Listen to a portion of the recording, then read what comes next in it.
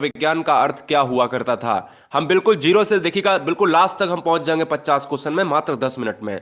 प्राचीन काल में मनोविज्ञान का अर्थ क्या हुआ करता था? आत्मा का विज्ञान। ये आपको पता है लेकिन आपने सेंस नहीं लगाया, लेकिन पता है ना, क्लियर आएगा ऑप्शन में, क्लियर कर दोगे, बिल्कुल डाउट नहीं होना चाहिए। तो आत्मा का विज्ञान कहा जाता था प्राचीन काल में मनोविज्ञान को। क्लियर? बहुत बढ़िया, कंसंट्रेशन होना चाहिए इस वीडियो में, जो भी काम करिए खत्म करना है। मनोविज्ञान को आत्मा का विज्ञान किसने कहा था? दिमाग लगाओ, किसने कहा था? तो आपको याद होगा कि आपने अरस्तु को पढ़ा होगा, है ना? अरस्तु को पढ़ा होगा कि मनोविज्ञान को आत्मा का विज्ञान कहने वाले साइकोलॉजिस्ट है वो अरिस्टोटल है, अरस्तु है। क्लियर हुआ? चलिए सुपरफास्ट में हम चलेंगे नेक्स्ट क्वेश्चन पर कि 17वीं शताब्दी में मनोविज्ञान को क्या कहा जाता था और किसने कहा। यार याद रखिएगा कि 17वीं, अब 16वीं शताब्दी में आपको याद है ना, आत्मा का मनोविज्ञान कहा जाता था। हम आगे बढ़े तो हमें 17वीं शताब्दी मिली, तो 17वीं शताब्दी को हमने देखा कि मन या मस्तिष्क का मनोविज्ञान कहा गया। और कहा किसने? पेम्पोलॉजी ने। तो दो क्वेश्चन बने, पेम्पोलॉजी ने मनोविज्ञान को कहा क्या? तो आंसर होगा मन और मस्तिष्क का मनोविज्ञान। मन और मस्तिष्क का मनोविज्ञान किसने कहा? पेम्पोलॉजी ने कहा। पेम्पोलॉजी ने अगर मन और मस्तिष्क का विज्ञान कहा है तो यह जो है किस सदी की बात है? 17वीं सदी की बात है। ये 4 से 5 तरीके के क्वेश्चंस आपको एग्जाम में ट्रेंड करते हैं। आगे बढ़ते हैं, 18वीं शताब्दी में मनोविज्ञान को क्या कहा गया? तो मैं कह सकता हूं आपसे कि जो 18वीं और 19वीं शताब्दी है तो उसमें हमने देखा कि मनोविज्ञान 18वीं शताब्दी के अंत और 19वीं शताब्दी के शुरुआत में चेतना का मनोविज्ञान कहलाया।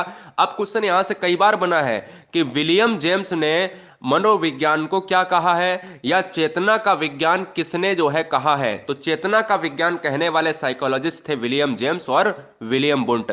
यानी आपको ट्रिक बताता हूं, विलियम वाले जितने भी शब्द हैं वो चेतना को मानते थे। क्या? विलियम वाले सारे जो बच्चे यहां पर देख रहे हैं जो विलियम पढ़ रहे हैं, तो यार याद रखिएगा जो विलियम वाले जो आपको वर्ड दिखे वो आपको चेतना से ही लगाना है। ट्रिक आपको याद रखनी है, चेतना का मनोविज्ञान 18वीं और 19वीं शताब्दी में हम मानते हैं। फिर एक आया 20वीं शताब्दी में। अच्छा, 20वीं और 21वीं शताब्दी को आप खूब अच्छी तरीके से जानते हो कि 20वीं शताब्दी में मनोविज्ञान को क्या कहा जाता था? जो भैया वॉटसन ने कहा है, व्यवहारवाद का मनोविज्ञान। यानी 20वीं और 21वीं शताब्दी जो हम परमानेंट कह रहे हैं कि मनोविज्ञान अब जो है व्यवहार का मनोविज्ञान कहलाएगा। यानी बिहेवियरिज्म की बात करें, बिहेवियरिज्म एक पुस्तक भी है जिसको लिखा है मिस्टर वॉटसन लिखा है, यह भी आपको याद रखना है। क्लियर हुआ? चलिए, शिक्षा मनोविज्ञान की पहली पुस्तक किसने लिखी और कब लिखी? शिक्षा मनोविज्ञान की पहली पुस्तक आपको पता है आंसर? बिल्कुल आपको पता है। जैसे अगर हम बात करें कि यार देखो शिक्षा मनोविज्ञान के जनक कौन है, तो आप दिमाग लगाओगे ना कि भैया कहीं ना कहीं मिस्टर थॉर्नडाइक की बात हो रही है। और अच्छा, ऐसे भी दिमाग लगा सकते हो कि पहली पुस्तक मनोविज्ञान की कौन सी कहलाती है, तो आप कहोगे कि थॉर्नडाइक ने जो लिखी होगी, क्योंकि पहला जो मनोवैज्ञानिक है, शैक्षिक मनोवैज्ञानिक भी आपका कहलाता है थॉर्नडाइक। तो क्वेश्चन कई बार से बनता है यहां से, यानी पहली मनोविज्ञान की पुस्तक भी थॉर्नडाइक की है। और कब आई? 1903 में। आपने शिक्षा मनोविज्ञान एक पुस्तक पढ़ी होगी, वो कहीं ना कहीं किसकी है? थॉर्नडाइक की है। पहला शैक्षिक मनोवैज्ञानिक कौन है? थॉर्नडाइक है। और शिक्षा मनोविज्ञान के जनक कौन है? थॉर्नडाइक है। बताओ कितने तरीके से क्वेश्चंस बनेगा भैया। क्लियर हुआ? 7वां क्वेश्चन, शिक्षा का अधिकार अधिनियम कब बना? शिक्षा का अधिकार अधिनियम बना है दोस्तों 2009 में। शिक्षा का अधिकार अधिनियम 2009 में बना है, लेकिन हमने पिछले वीडियो में चर्चा किया था कि शिक्षा का अधिकार अधिनियम बनने की बात अलग है, भारत में लागू कब हुआ यह बात बहुत बड़ी आती है। तो दोनों क्वेश्चन को बहुत ध्यान से रखना है याद कि जब क्वेश्चन में कहे कब बना है तो आप 2009 मारिएगा, जब क्वेश्चन में पूछे कब लागू हुआ है तो आप 2010 मारिएगा। समझ में आया? बिल्कुल समझ में आना चाहिए।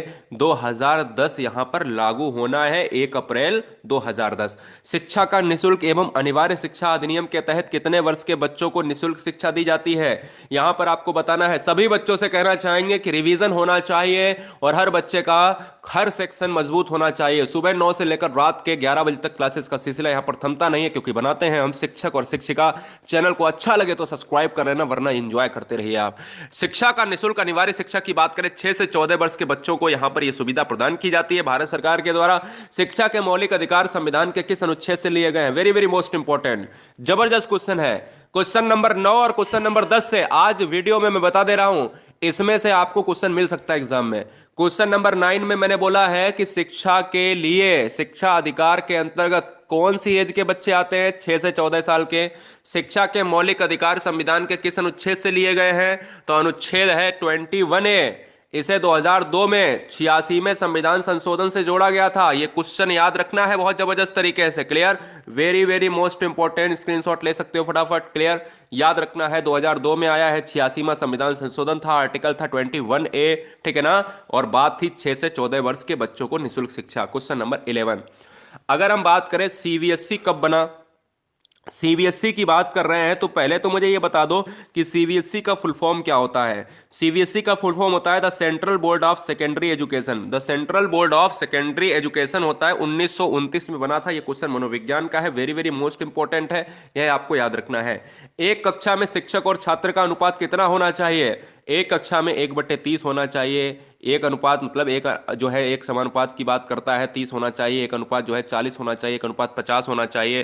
तो याद रखिएगा कि एक कक्षा में शिक्षक और छात्र का अनुपात होना चाहिए 1:40 होना चाहिए, यानी आंसर जाएगा 1:40 के साथ। क्वेश्चन नंबर 13 की बात करेंगे। शिक्षकों के लिए रिफ्रेशर कोर्स का आयोजन कौन करता है? एक कोर्स चलता है जो शिक्षक के लिए होता है, जिसको रिफ्रेशर कोर्स कहा जाता है। इसका आयोजन भी करता है सीबीएसई बोर्ड करता है। सीबीएसई का फुल फॉर्म मैंने अभी बताया, the central board of secondary education, ठीक है ना। यह नेशनल लेवल का जो एजुकेशन बोर्ड है और इसकी स्थापना हुई थी 1929 में। ऊपर मैंने अभी आपको बताया है, जिक्र करा है। चलिए, शिक्षा मनोविज्ञान का उद्देश्य क्या होता है? शिक्षा मनो क्या आप यूपीएससी सिविल सर्विस एग्जाम की तैयारी कर रहे हैं?